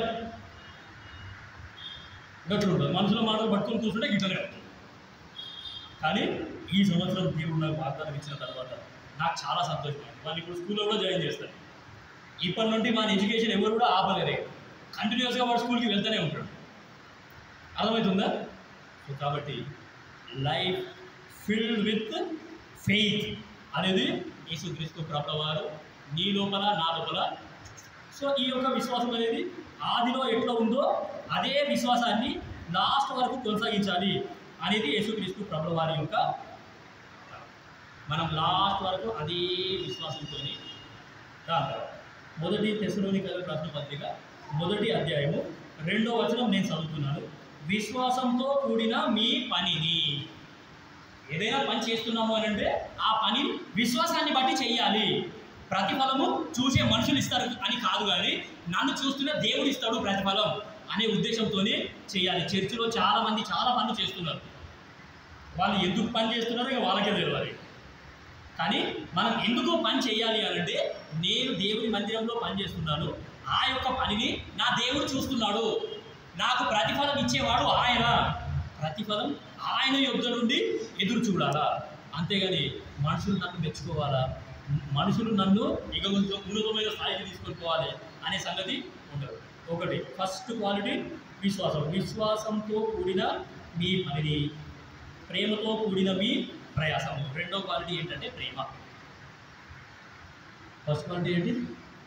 విశ్వాసము. రెండో క్వాలిటీ ప్రేమ. ప్రేమతో కూడిన మీ ప్రయాసం. యేసుక్రీస్తు ప్రభువారు నన్ను ఏ విధంగా అయితే ప్రేమించినాడో అదే విధంగా నేను కూడా ఇతరులను ప్రేమిస్తాను. వాళ్ళు యేసు ప్రభువుని నమ్ముకున్న వాళ్ళైనా సరే, యేసు ప్రభువుని నమ్ముకున్న వాళ్ళైనా సరే, లేకపోతే ఇంకా ఎవరైనా సరే, నాకు తెలిసిన వాళ్ళు అయినా సరే, తెలియని వాళ్ళు అయినా సరే, నేను ఎట్లుంటా? యేసుక్రీస్తు ప్రభువారు ఎటువంటి ప్రేమ అయితే నా పట్ల చూపినాడో అటువంటి ప్రేమనే నేను కూడా ఏం చేస్తాను అని అంటే ఇతరులకి చూపిస్తాను. ఇతరుల పట్ల నేను కూడా అట్లీస్ట్ ఐ విల్ ట్రై. పూర్తిగా చేయలేకపోయినా అట్లీస్ట్ ఐ విల్ ట్రై. నేను ఒక ప్రయత్నమైనా చేస్తాను కనీసం. సో ప్రేమతో కూడిన మీ ప్రయాసం. యేసుక్రీస్తు ప్రభువారిని నమ్ముకున్న తర్వాత నాకు ఉండాల్సిన రెండవ లక్షణం ఏంటి అంటే ప్రేమ. నన్ను నేను ఖచ్చితంగా ప్రేమించుకుంటాను. అది వాక్యంలో కూడా ఉంది. నన్ను నేను ఖచ్చితంగా ప్రేమించుకుంటాను. అందుకే మంచిగా స్నానం చేసుకుంటా, మంచిగా ఇస్త్రీ వేసిన బట్టలు వేసుకుంటా, మంచిగా టై కట్టుకుంటా, టీ షర్ట్ వేసుకుంటా, బెల్ట్ పెట్టుకుంటా, షూస్ వేసుకొని ఆఫీస్కి పోతాం. మంచిగా టై ఒకటి వేసుకోవాలి, మెడల్ ఐడి కార్డ్ వేసుకోవాలి, నీట్గా తయారై వెళ్తాను. I am loving myself. నన్ను నేను ఏ విధంగా అయితే ప్రేమిస్తున్నానో అదే విధంగా నా భార్యను కూడా ప్రేమిస్తా, నా కుటుంబాన్ని కూడా ప్రేమిస్తా, నా సంఘాన్ని కూడా నేను ప్రేమిస్తాను అనే సంగతి మనము ఇక్కడ చూస్తాం. ప్రేమతో కూడిన మీ ప్రయాసము. ఇప్పుడు ఒక ప్రశ్న, what is the difference between పని అండ్ ప్రయాసము? మీకు అర్థమవుతుందా వాక్యం? ఎక్కడైనా కన్ఫ్యూజ్ అయిందా? ఇప్పటి వరకు చెప్పిన దాంట్లో ఎక్కడైనా కన్ఫ్యూజ్ అయిందో చెప్పండి. What is the difference between పని అండ్ ప్రయాసం? వర్క్ అండ్ లేబర్, ఈ రెండుకి మధ్యలో తేడా ఏంటి? అర్థం కాలేదు? అర్థమైందా అన్న ప్రశ్న? వినయ్ వాళ్ళ మమ్మీకి అర్థమైందా ప్రశ్న? పనికి ప్రయాసానికి ఉన్న తేడా ఏమది? సరే, ప్రయాసపడి భారం మోసుకొనిచున్న సమస్త జనులారా, వాళ్ళు ఏం చేస్తున్నారంటే ప్రయాసపడుతున్నారు. ప్రయాసపడి భారము మోసుకొనిచున్న సమస్త జనులారా. ప్రయాసపడి, లేబర్, దానికి ఇంగ్లీష్లో వర్క్ అండ్ లేబర్. సరే, పని చేస్తున్న వారులారా మీరు నా యుద్ధకి రండి, నేను మీకు విశ్రాంతి ఇస్తా అని అన్నాడు. యేసు ప్రయాస పడుతున్న వారు అన్నాడు. సో ప్రయాస పడుతున్నారు అని అంటే మీకు అర్థమయ్యేటట్టు చెప్పాలంటే, నా హృదయంలో ఉన్న పాపాన్ని తీసేసుకోవడానికి నేను ఏం చేస్తున్నా? ప్రయాసపడుతున్నా, పని చేస్తలేను, ప్రయాసపడుతున్నా. రైట్ అండర్స్టాండింగ్ ఏనా ఇది? ఏం సార్, రైట్ అండర్స్టాండింగ్ ఏనా? నా హృదయంలో ఉన్న పాపాన్ని తీసేసుకోనికి నేను ఏం చేస్తున్నా? పని చేస్తలేను. ఐఆమ్ లేబరింగ్, ప్రయాసపడుతున్నా, కానీ హృదయంలో ఉన్న పాపాన్ని నేను తీసేసుకోలేకపోతున్నా. అందుకే ఏదో ఆపాదించినాడా, ప్రయాసపడి భారం మోసుకొనిచున్న సమస్త జనులారా నా యుద్ధకు రండి, నేను మీకు విశ్రాంతి ఇస్తా అని యేసుక్రీస్తు ప్రభువారాడ అన్నాడు. సో కాబట్టి ప్రేమతో కూడిన మీ ప్రయాస.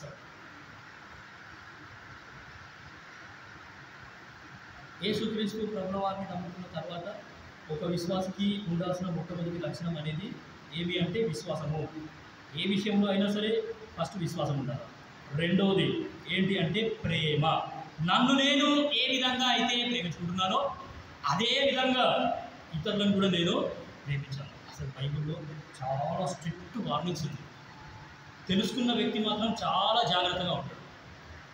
భార్య భర్తకి మధ్యలో సూర్యుడు ఉదయించిన తర్వాత కొట్లాట అయితే సూర్యుడు అస్తమించే లోపు మీరు సమాధానం పడిపోవాలి అని ఉంది బైబిల్లో. సూర్యుడు అస్తమించిన తర్వాత కొట్లాట అయితే సూర్యుడు ఉదయించే లోపు మీరు సమాధానం పడిపోవాలి. వాక్యంలో ఉంది. వాక్యం తెలుసుకున్న వాళ్ళు ఏం చేస్తారు? లోపల పరిశుద్ధాత్మ దేవుడు ఉంటే గద్దిస్తుంటాడు. ఆ వాక్యం తెలుసుకున్న వ్యక్తి అందుకే చాలా జాగ్రత్తగా ఉంటాడు. ఎట్లయినా సరే మనకు వాక్యం తెలుసు కాబట్టి లోపల పరిశుద్ధాత్మ దేవుడు పనిచేస్తుంది. అయ్యో నా భార్యతో గొడవైంది, సూర్యుడు ఉదయించే లోపు నేను సమాధానం పడకపోతే ఆ గొడవ ఇంకా ఎక్కువైతుంది. ఎక్కువైసరికి ఏమైపోతుంది? ఇది ఆడుకోపోతాను. కానీ వాక్యం తెలుసుకున్న వ్యక్తి ఏం చేస్తాడంటే తను తాను తగ్గించుకుంటాడు. వాక్యంలో ఇట్లా ఉంది, we should not do like this అనే సంగతి తెలుసుకున్న తర్వాత వాళ్ళు సమాధానం పడిపోతారు. అర్థమవుతుందా? సో కాబట్టి ప్రేమతో కూడిన మీ ప్రయాసం. యేసుక్రీస్తు ప్రభువారిని నమ్ముకున్న తర్వాత నన్ను నేను ఏ విధంగా అయితే ప్రేమించుకుంటున్నానో ఇతరులను కూడా నేను అదే విధంగా ప్రేమిస్తాను. 3వ వచనం నేను చదువుతున్నాను. 1 దెస్సలోనికీయులకు రాసిన పత్రిక 1వ అధ్యాయము 3వ వచనము. మన ప్రభు అయిన యేసుక్రీస్తు నందలి నిరీక్షణతో కూడిన మీ ఓర్పు. 3వ క్వాలిటీ నిరీక్షణ.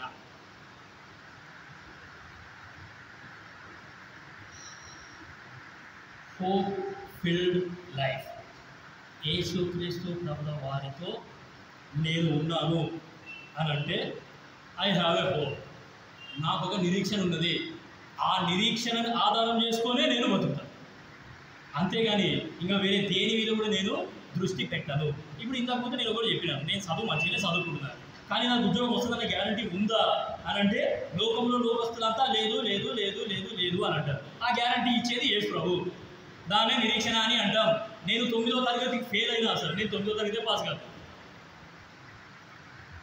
అర్థమవుతుందా? సో కాబట్టి దేవుడు ఏం చేసినాడంటే నాకు ఉద్యోగం వస్తుందన్న గ్యారంటీ కూడా లేదు అసలు. అయినా సరే దేవుడు నాకు ఐ హ్యావ్ ఎ హోప్, నాకు నిరీక్షణ ఉంది. సరే, నా పిల్లగానికి ఆరోగ్యం మంచిగా కాదు, నువ్వు నాశనం అయిపోతావు, నీ పిల్లలు నాశనం అయిపోతారు, నీ సంసారం నాశనం అయిపోతుంది అన్నా. అర్థమవుతుందా? నువ్వు అప్పుల పాలు అయిపోతావు, నువ్వు ఎటు కాకుండా అయిపోతావు, నీ బతికే సర్వనాశనం అయిపోతుంది. అది చూసుకో ఇక. అయినా సరే నాకు ఒక నిరీక్షణ ఉంది. I have a hope. The name of that hope is the lord Jesus Christ. ఆ నిరీక్షణ పేరు యేసుక్రీస్తు ప్రభుల వారు. ఆయన సజీవుడైన దేవుడు. ఆయన నమ్ముకున్న తర్వాత ఆయన నమ్ముకున్న వాళ్ళని నేను నిన్ను ఎన్నడూ విడువను, ఎన్నడూ ఎడవాయను అని వాక్యంలో ఉంది. సో కాబట్టి ఒక నిరీక్షణతోనే నేను బ్రతుకుతాను. నాకు ఉద్యోగం లేకపోయినా సరే నాకు నిరీక్షణ ఉంది. నా కుటుంబంలో సమస్యలు ఉన్నా సరే నాకు నిరీక్షణ ఉన్నది. నా యొక్క ఉద్యోగంలో ప్రమోషన్ రాకపోయినా సరే నాకు నిరీక్షణ అనేది ఉంది. ఎన్ని సమస్యలు ఉన్నా సరే, ఆరోగ్యంలో సమస్యలు ఉన్నా సరే, నాకు నిరీక్షణ అనేది ఉన్నది. దేవుడు నన్ను నయం చేస్తాడు, ఖచ్చితంగా ఈయన నన్ను నయం చేస్తాడు అనే నిరీక్షణ నీకు నాకు అన్నిటికంటే. ఇవన్నీ శరీర సంబంధమైనవి. ఈ శరీర సంబంధమైనవి కాకుండా అసలైన నిరీక్షణ ఏంటి అంటే, నేను ఏ దేవుణ్ణి అయితే నమ్ముకున్నానో ఆ దేవుణ్ణి ఖచ్చితంగా ఒకరోజు చూడబోతున్నా, కనులారా చూస్తా. ఏ దేవుని స్వరం అయితే ఇప్పుడు వింటున్నానో, ఏ దేవుడైతే నా కొరకు ప్రాణం పెట్టినాడో అని నేను విశ్వసించినానో, ఏ దేవుని అందైతే నేను, ఏ దేవుని వాక్యం అయితే బోధిస్తున్నానో, ఏ దేవుని స్వరం అయితే వింటున్నానో, ఆ యొక్క స్వరాన్ని ఒక దినాన నేను చూడబోతున్నా. ఆ యొక్క స్వరాన్ని నేను ఏమి అంటే ముఖాముఖిగా ఆయనతో మాట్లాడదు. ఆ యొక్క దేవుణ్ణి చూసిన తర్వాత నా యొక్క నిరీక్షణ అనేది ఫుల్ఫిల్ అయిపోతుంది. నా యొక్క నిరీక్షణ అనేది సంపూర్ణమైపోతుంది. సో నిజం చెప్పాలంటే మీకు కొన్ని సంగతులు చెప్తాను. సో యేసుక్రీస్తు ప్రభువారి రాకడ అనేది చాలా అద్భుతంగా ఉంటుంది. ఆయన కరెక్ట్ మధ్యాకాశంలోకి వస్తుంది. ఆ మధ్యాకాశంలో సంఘం 7 years ఉంటుంది. గుర్తుపెట్టుకోండి, ఆ మధ్యాకాశంలో సంఘము 7 సంవత్సరాలు ఉంటుంది. సంఘం అనేది మధ్యాకాశంలో 7 సంవత్సరాలు ఉన్నప్పుడు ఈ భూమి మీద 7 సంవత్సరాలు పూర్తిగా ఏమి అంటే అంత్యక్రీస్తు పాలన అనేది ఉంటుంది. ఆ అంత్యక్రీస్తు పాలనప్పుడు భయంకరమైన టార్చర్ ఉంటుంది. సరే, ఆ టార్చర్ గురించి నేను మీకు తర్వాత చెప్తాను. ఆ యొక్క మధ్యాకాశంలో యేసుక్రీస్తు ప్రభువారు మధ్యాకాశానికి వచ్చిన తర్వాత 7 years అని చెప్పినాం కదా. ఆ 7 years మళ్ళీ 2 parts. First 3.5 years and second 3.5 years. First 3.5 yearsలో ఏమవుతుందంటే, ఆ మధ్యాకాశానికి ఎత్తపడగానే డైరెక్ట్ ధవల సింహాసనం ఎదుటనే మనం అందరూ నిలబడతారు. ఎవరైతే ఎత్తబడ్డారో వాళ్ళందరూ ధవల సింహాసనం ఎదుట నిలబడాలి. ఆ సింహాసనం లోపల నుండి మనకు స్వరం వినిపిస్తాయి. ఆ యొక్క స్వరానికి నేను జవాబు చెప్పాలి. మనందరికీ తీర్పు ఉంటుంది. ఫస్ట్ 3.5 years యేసుక్రీస్తు ప్రభువారు చేసే పని ఏంటంటే, ఎంతమంది అయితే ఎత్తబడ్డారో వాళ్ళందరికీ తీర్పు తీరుస్తాడు. నా క్రియలను బట్టి నాకు యేసుక్రీస్తు ప్రభువారు తీర్పు తీరుస్తాడు. పైగా తీర్పు తీర్చేటప్పుడు నన్ను నా భార్యని పక్కన నిలబెట్టి తీర్పు తీర్చాడు. ఒంటరిగా నన్ను మా అమ్మ నాయనని పక్కన పెట్టి తీర్పు తీర్చాడు. నన్ను సంఘ పెద్దలని పక్కన నిలబెట్టి తీర్పు తీర్చాడు. నన్ను నా పాస్టర్ గారిని పక్కన నిలబెట్టి తీర్పు తీర్చాడు. ఒంటరిగా నిలబడాలి నేను. ఒంటరిగా నిలబడ్డ తర్వాత ఆ ధవల సింహాసనం ఎదుట నుండి నాకు జస్ట్ ప్రశ్నలే వస్తాయి. ఆ ప్రశ్నలకు నేను సమాధానం చెప్పాలి. ఆజ్ఞలలో మొట్టమొదటి ఆజ్ఞ ఏది? నీ దేవుడైన ప్రభువును నీ పూర్ణ శక్తితోను, నీ పూర్ణ ఆత్మతోను, నీ పూర్ణ మనసుతోను, నీ పూర్ణ హృదయంతోను ఆయనను ప్రేమించు అనేది మొట్టమొదటి ఆజ్ఞ. హృదయరంజన్ నువ్వు పని చేసినవా? ఫస్ట్ ప్రశ్న. ఎంత చెప్పాలి? మీరైతే ఏం చెప్తారు?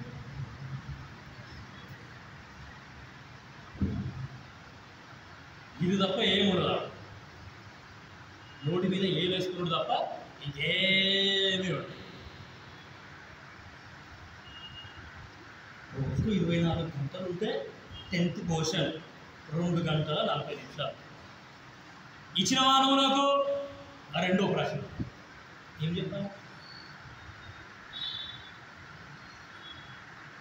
సమాధానం ఉందా నా దగ్గర? మీ దగ్గర ఉంటే మీరు చెప్పేసాడు. నా దగ్గర లేదు కాబట్టి నేను ఏం చేస్తా? కాబట్టి బైబిల్లో ఒక ఉదాహరణ ఉన్నది, ఒక ఉపమానం ఉంది. ఒక రాజు ఏం చేసినాడంటే, ఆయన కుమారుడికి పెళ్లి చేసినాడు. ఆ పెళ్లి చేసేటప్పుడు ఆ పెళ్లికి పిలువబడ్డ వాళ్ళంతా ఒక్కడు రాలేడంట. ఒక్కడు రాలేడు. ఆ సందర్భం మీకు అర్థం కావాలంటే పిలువబడ్డ వాళ్ళు ఎవరు అంటే యూదులు. యూదులు ఎవరు ఏజ్లోని ఇప్పుడు నమ్ముకుంటలేరు. సో కాబట్టి ఆయన ఏం చేస్తారంటే, మీరంతా రాజవీధిలోకి వెళ్ళిపోండి, హైవేస్కి వెళ్ళిపోయి మీకు ఎంతమంది దొరికితే అంతమందిని తీసుకొని వచ్చేసాడు. ఆ హైవేస్ మీద దొరికిన వాళ్ళం మనమే, ఎత్తబడ్డ అంతా మనమే. సో అక్కడ ఆ రాజు ఏం చేశాడంటే, వచ్చిన వాళ్ళందరినీ చూడనికే వెళ్తాడు అనమాట. అంటే తీర్పు తీరుస్తున్నాడు అని అర్థం. వచ్చిన వాళ్ళందరినీ చూడనికే పోతే అన్న ఒక పర్సన్ కనిపిస్తాడు. ఆయనకి పెండ్లి వస్త్రములు లేకుండా లోపలికి వచ్చేసాడు. పెండ్లి వస్త్రములు లేకుండా లోపలికి వచ్చేసినాడు. అరే where is your marriage garment అని యేసుక్రీస్తు ప్రభువారు ఆయనకు అడిగితే వాడు మౌని అయి ఉండేది అని రాయబడింది బైబిల్. సో కాబట్టి తీర్పు దినము రోజు నువ్వు నేను నీ పరిస్థితి నా పరిస్థితి ఏంటి అని అంటే ఆడ మౌనం తప్ప ఇంకేముండదు.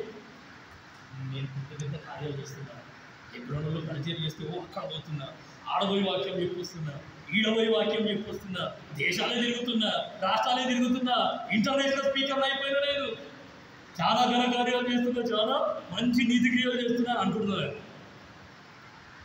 మన నీతి క్రియలన్నీ దేవుని దృష్టికి ఎట్లున్నాయి? మురికి తేలికలు.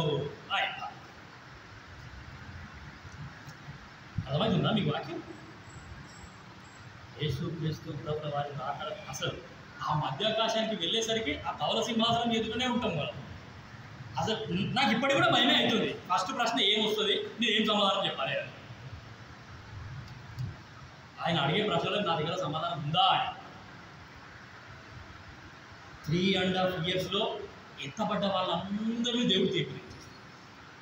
సో మీరు అర్థం చేసుకోవాల్సిన విషయం ఏంటంటే, ఎవరైతే ఎత్తపడ్డారో ఆ ఎత్తపడ్డం మా పని అయిపోయింది అని అంటే కాదు. ఎత్తపడ్డ తర్వాత మళ్ళీ తీర్పు ఎదుర్కోవాలి. ఆడ అసలైన యేసుక్రీస్తు ప్రభుల వారి స్వరం వింటావు నువ్వు. ఆ స్వరం ఎట్లుంటుందో కూడా తెలియదు. మరి ఆ స్వరం విన్నప్పుడు ప్రభువా నేను ఏం సమాధానం చెప్పాలి? మీరు నాకు ఏ ప్రశ్న అడుగుతారు, నేను ఏం సమాధానం చెప్పాలి?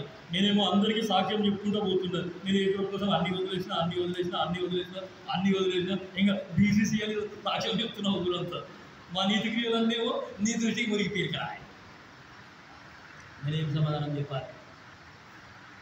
నేను ఇప్పుడే ప్రిపేర్ అయ్యాను. నిజం చెప్పాలంటే నేను ఇప్పుడు దానికోసమే ప్రిపేర్ అయ్యాను. రోజు లేవంగానే వాక్యం చదువుకుంటున్నా, రోజు లేవంగానే ప్రార్థన చేసుకుంటున్నా, రోజు లేవంగానే ఆరాధన చేస్తున్నా. ప్రభు నేను ఏం సమాధానం చెప్పాలి? ఎత్తబడే గుంపులో ఉన్న తర్వాత అసలు ఎత్తబడే గుంపులో ఉండడమే చాలా గొప్ప అద్భుతం. అసలు ఆ ఎత్తబడ్డ గుంపులో ఉన్న తర్వాత నన్ను సుఖం చెప్తుందా అంటే ఆ యొక్క ధవల సింహాసనం ఎదుట నేను నిలబడి సమాధానం చెప్పాలి. ఆ ఫస్ట్ 3.5 years ఆ యొక్క తీర్పు అయిపోయిన తర్వాత అందరూ ఆ గొర్రెపిల్ల పెండు విందుకు వెళ్తారు. గొర్రెపిల్ల పెండు విందు అనేది నెక్స్ట్ 3.5 years. 7 yearsలో ఫస్ట్ 3.5 years అనేది తీర్పు. ఎంతమంది ఎత్తబడ్డా సరే, ఆ ఎన్ని కోట్ల ప్రజలు ఉన్నా సరే. సో ఈ భూమి మీద ప్రస్తుతానికి 800 కోట్ల ప్రజలు ఉన్నారు. 800 crores people ఇప్పుడు ఈ భూమి మీద నివసిస్తున్నారు. అందులో మన భారతదేశంలో జస్ట్ 2%.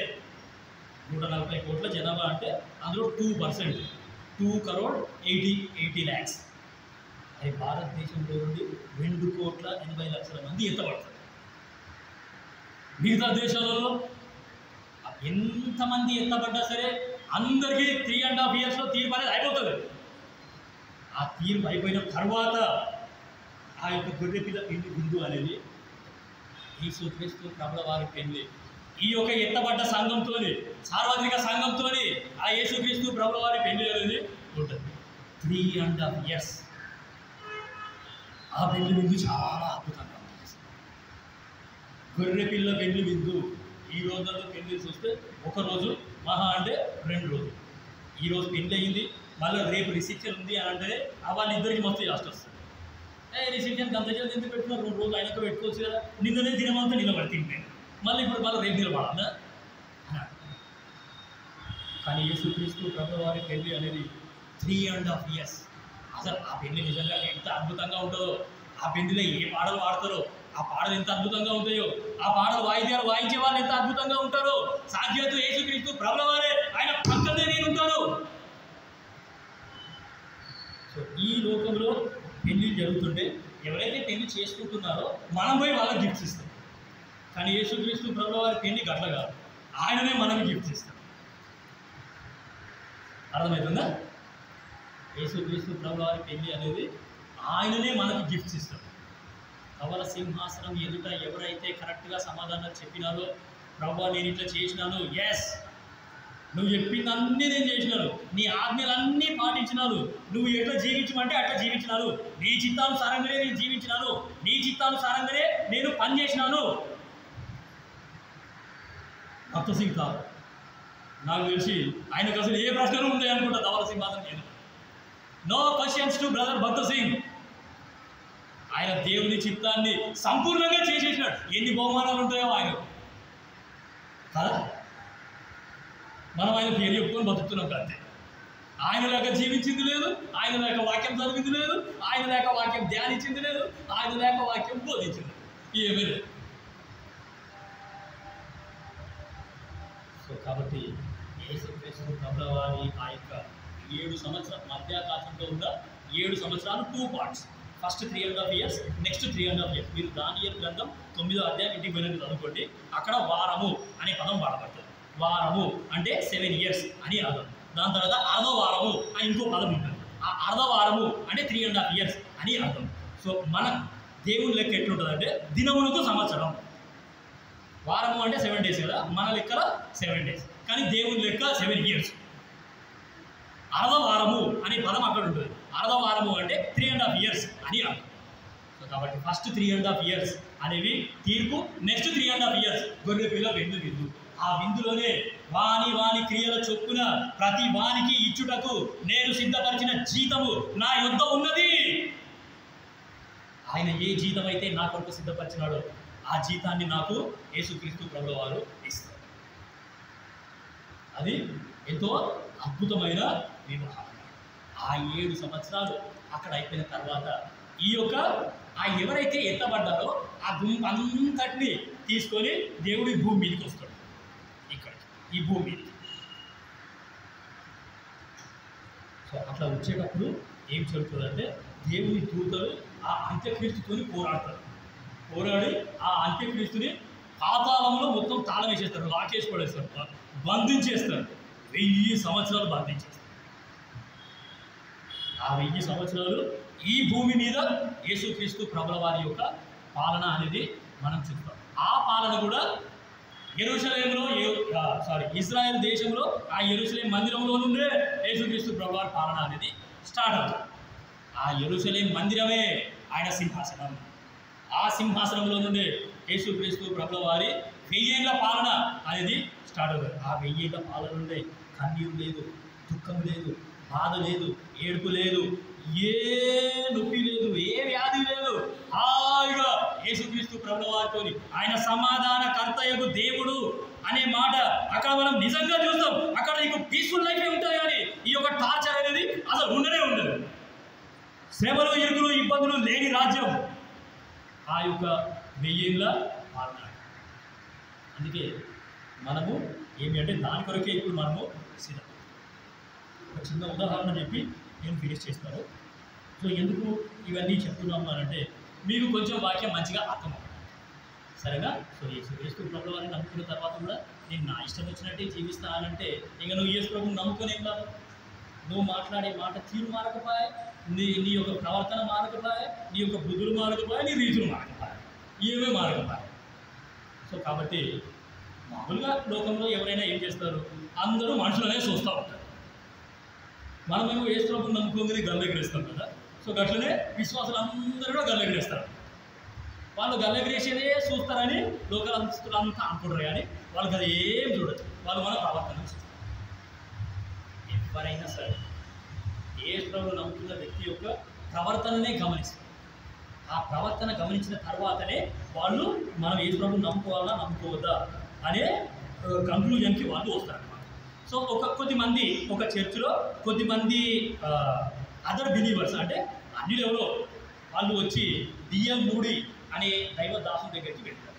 డిఎల్ మూడీ అనే దాసుడు ఏం చేసినాడంటే దేవుని కొరకు చాలా అద్భుతాలు చేసినాడు. ఎంతో మందిని ఆయన రక్షించినాడు, ఎంతో మందిని ఆయన దేవుని కొరకు దేవుని రాజ్యం వైపు నడిపించినాడు. సో కొద్దిమంది అన్యులు యవనస్తులు వాళ్ళంతా ఒక గుంపుగా ఆయన దగ్గరికి వచ్చి ఏమన్నారంటే, డిఎల్ మూడీ గారు, మీ క్రిస్టియన్స్ అంతా పెద్ద వేస్ట్ కనులు ఆయన. అసలు యేసు ప్రభువుని నమ్ముకున్న ఒకటే, నమ్ముకోకున్నా ఒకటే. యేసు ప్రభువుని నమ్ముకున్న తర్వాత కూడా అసలు యేసు ప్రభువుని నమ్ముకోకుండా ముందు మీరు ఎట్లా బ్రతుకుతున్నారో ఇప్పుడు ఇంకా అంతకంటే కౌర్వాయంగా బ్రతుకుతున్నారు. మీకు కిలోతారు దీనికంటే యేసు ప్రభువుని నమ్ముకోకుండా ఉండడం నయం కదా. మీకు మాకు పెద్ద తేడా ఏం లేదు. మీరు యేసు ప్రభువుని నమ్ముకున్నా అంతే, మీరు యేసు ప్రభువుని నమ్ముకోకుండా అంతే అని అంటూ ఉంటే డిఎల్ మూడీ గారు చాలా మంచి సమాధానం చెప్పారు. బాబు, యేసు ప్రభువుని నమ్ముకున్న వ్యక్తికి యేసు ప్రభువుని ఎరగని వ్యక్తికి చాలా తేడా ఉంది. ఉదాహరణ అంటే ఎంత తేడా ఉంది అంటే, పందికి గొర్రెకు ఉన్నంత తేడా ఉంది. ఏ ప్రభును నమ్ముకున్న వ్యక్తికి ఏ ప్రభును నమ్ముకోని వ్యక్తికి ఎంత తేడా ఉంది అంటే పందికి గొర్రెకు ఉన్నంత తేడా ఉంది. ఇప్పుడు పంది కనుక రొచ్చులో పడ్డదు, అదేం చేస్తుంది? ఆ రొచ్చులోనే సంతోషిస్తుంది. నాకు రొచ్చులోనే హాయిగా ఉంది, నాకు రొచ్చులోనే సంతోషంగా ఉంది అని ఆ రొచ్చులోనే ఉంటుంది. అదే గొర్రె రొచ్చులో పడ్డారు అందులోనే సంతోషిస్తుందా? అది ఆ రొచ్చులో నుంచి బయటికి రానికి ప్రయత్నిస్తుంది. ఆ రొచ్చులో నుంచి బయటికి రానికి ప్రయత్నిస్తుంది. అది ఆ రొచ్చులో అస్సలు సంతోషించదు. మా చర్చకు వచ్చే బిలీవర్స్ ఓకే, మా చర్చకు వచ్చే బిలీవర్స్ మీరు ఏదైతే చెప్పిందో అవన్నీ కరెక్టే. మా చర్చకు వచ్చే బిలీవర్స్ అందరూ లంగగానలు, అందరూ దొంగగానలు, అందరు అదే మీరు అన్నీ కరెక్టే. కానీ what we people are doing, ఆ రొచ్చులో నుంచి బయటికి వస్తున్నామయ్యా మేము. We are trying to come out of this world. ఈ లోకమనే ఆచారాల నుండి, ఈ లోకమనే పద్ధతుల నుండి, వాటన్నిటి నుండి మేము బయటికి రావడానికి ప్రయత్నం చేస్తున్నాం. కానీ మీరేం చేస్తున్నారు? అందులోనే సుఖంగా ఉంది, అందులోనే సంతోషంగా ఉంది అని చెప్పేసి హాయిగా మీరు సుఖం అనిపిస్తారు. అర్థమవుతుందా? కాబట్టి యేసుక్రీస్తు ప్రభుల వారిని నమ్ముకున్న తర్వాత అయ్యో ఇవి ఏమి శ్రమలు, ఇవి ఏమి ఇరుకులు, ఇవి ఏమి ఇబ్బందులు, అసలు నా సమస్యలు ఇంకా మీకు చెప్తే మీరు ఎవరు వినరనుకుంటాయి. నాకంటే ఇంకా మీరే ఒక అడిగి నయమని అన్నీ అసలు ఒక అడిగి నా భార్యని ఇప్పుడు నా భార్య యొక్క లైఫ్లో వచ్చింది అని అంటే దాని వెనకాల నా ప్రయాసం చాలా మీకు తెలియదు. అర్థమవుతుందా? సో కాబట్టి ఎన్ని ఇబ్బందులు వచ్చినా సరే నేను వేసుకోకపోతుంది నిలబడ్డా. ఈరోజు ఈ వాక్యం నాకు తెలుసు కాబట్టి నేను మీ మధ్యలో ఉన్నా. కానీ ఈ వాక్యం నాకు తెలుసు కాబట్టి ఈ శ్రమలు, ఇరుకులు, ఇబ్బందులు అన్నీ నేను ఎదుర్కొని ధైర్యంగా నిలబడ్డా. కానీ ఈ వాక్యం కనుక నాకు తెలియలేదు అనుకో, ఎప్పుడూ పారిపోయాను. ఈ వాక్యాన్ని ఇక్కడనే పడేసి ఈ సంసారం వద్దు, ఈ పిల్లలు వద్దు, ఈ పరిచర్య వద్దు, ఈ దేవుడు వద్దు, ఏమి వద్దు, ఇవి ఏం సమస్యలు, ఇనిగా గిట్టి ఈ సంసారమే గిట్లున్నది. ఇంట్లోనేమో అన్ని సమస్యలే ఉన్నాయి, సంఘంలో అన్ని సమస్యలే ఉన్నాయి, యాడికి పోయినా కానీ సమస్యలే ఉన్నాయి, ఇది ఏం బతుకు అని చెప్పి ఎప్పుడో పారిపోతుండే. కాబట్టి దేవుడు వాక్యం నేర్పించాడు. అర్థమవుతుందా? ఈ దేవుడు వాక్యం నేర్పించినాడు కాబట్టి ఆ రొచ్చులో నుంచి నేను బయటికి వస్తున్నాను. ఆ రొచ్చులో నుంచి ఏం చేస్తున్నాడు? నేను బయటికి వస్తున్నా. ఆ బయటికి లాగడానికి నాకు యేసుక్రీస్తు ప్రభువు వారి హెల్ప్ అనేది ఉంది. ఆయన ఖచ్చితంగా నన్ను బయటికి లాగు, ఆ నిరీక్షణ నాకు ఖచ్చితంగా. సో కాబట్టి ఈ యొక్క మాటని, ఈ యొక్క వాక్యాన్ని దేవుడు నీ కొరకు నా కొరకు దీవించుతాడు. ప్రకటనలు గమనించండి. రేపు పొద్దుగాల 11 గంటలకు సిస్టర్స్ మీటింగ్ ఇక్కడనే, రేపు సాయంత్రం 7 గంటలకు రాత్రి ప్రార్థన ఇక్కడనే, ఎల్లుండి సాయంత్రం 7 గంటలకు సంఘ ప్రార్థన ఇక్కడనే, ఆదివారం ఉదయం 10 గంటలకు ఆరాధన ఇక్కడనే. మోకరించండి, ప్రార్థన చేస్తాం. ప్రేమగల మా పరలోకపు తండ్రి, మహా అద్భుతమైన దేవ, జీవంగా సజీవుడైన తండ్రి, ప్రభువా మరి యేసుక్రీస్తు ప్రభుల వారిని నమ్ముకున్న తర్వాత మాకు ఉండాల్సిన లక్షణాలు: 1 విశ్వాసము, 2 ప్రేమ, 3 నిరీక్షణ. ప్రభువా మరి మీ వాక్యంలో ఎన్నో విషయాలు ఉన్నాయి ప్రభువా, మరి అన్నీ మేము చూడలేకపోయాము. మీ చిత్తమైతే ప్రభువా మరి ఇంకా ఈ యొక్క స్టడీని మేము కొనసాగించేలాగున సహాయం చేయండి. పరలోకపు తండ్రి, మరి నాయన నా యొక్క సాక్ష్యాన్ని కూడా పంచుకునే భాగ్యం ఇచ్చినారు, వందనాలు ప్రభువా. మరి నా యొక్క ఆత్మీయ జీవితాన్ని మీరు ఎంతో అద్భుతంగా కాపాడుతున్నారు, నా సాక్ష్యాన్ని కూడా మీరు ఎంతో అద్భుతంగా కాపాడుతున్నారు ప్రభువా. ఈ లోకంలో ఏ విధంగా బ్రతకాలి ప్రభువా, మరి మీకు ప్రతిబింబాలుగా ఎట్లా బ్రతకాలి, మిమ్మల్ని ఇతరులకు ఎలా చూపించాలి అనే సంగతులు నాకు నేర్పించినందుకు వందనాలు. ఇవే సంగతులు సంఘానికి నేర్పించే విషయంలో కూడా సహాయం చేస్తారని నమ్మిస్తున్నాం. విత్తబడిన వాక్యాన్ని దీవించండి, ఆశీర్వదించండి, నీరు కట్టండి, ఫలింపజేయండి ప్రభువా. ఎంతో భయంకరమైన దినాలలో మేము ఉన్నాము.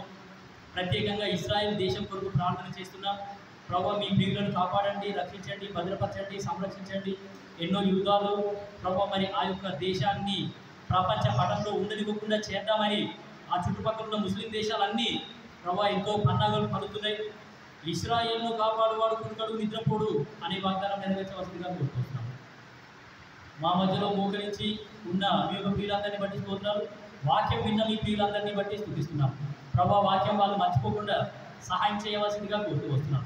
వాక్యాన్ని నెమ్మది వేసుకుని లాగిన కృప చూపవలసిందిగా కోరుతూ వస్తున్నాం. పరలోకపు తండ్రి, మరి నాయన వెళ్తున్నాం, మాకు కూడా సహాయం చేయవలసిందిగా కోరుతూ ప్రభా, మందిరంలో రాత్రి కావాలి ఉంటున్న వాళ్ళని బట్టి కూడా స్తోత్రాలు. పరలోకపు తండ్రి, మరి సేవకుని యొక్క అక్కర ఉన్నది, ఆ యొక్క సేవకుని కూడా మీ సమయంలో మరి నాయన మీ సమయంలో మీ సమయం వచ్చినప్పుడు మీరు ఏదైనా చక్కగా చేసే దేవుడు పరలోకపు తండ్రి, మేము నిరీక్షిస్తున్నాం, విశ్వసిస్తున్నాం. వెళ్తుండగా మాకు కూడా సహాయం చేయవలసిందిగా కోరుతూ మీ దీవెనాశీర్వాదాలతో మమ్మల్ని పంపవలసిందిగా కోరుతూ యేసుక్రీస్తు ప్రభుల వారి నామమున స్తుతించి ప్రార్థించి అడిగి పెట్టుకుంటున్నాము తండ్రి. మన తండ్రి అయిన దేవుని ప్రేమ, యేసుక్రీస్తు ప్రభుల వారి యొక్క కృప, పరిశుద్ధాత్మ యొక్క సహవాసం ఇప్పుడు ఎల్లప్పుడూ సదాకాలం మనతో ఉండి నడిపించును కాక. అందరికీ ప్రేమ.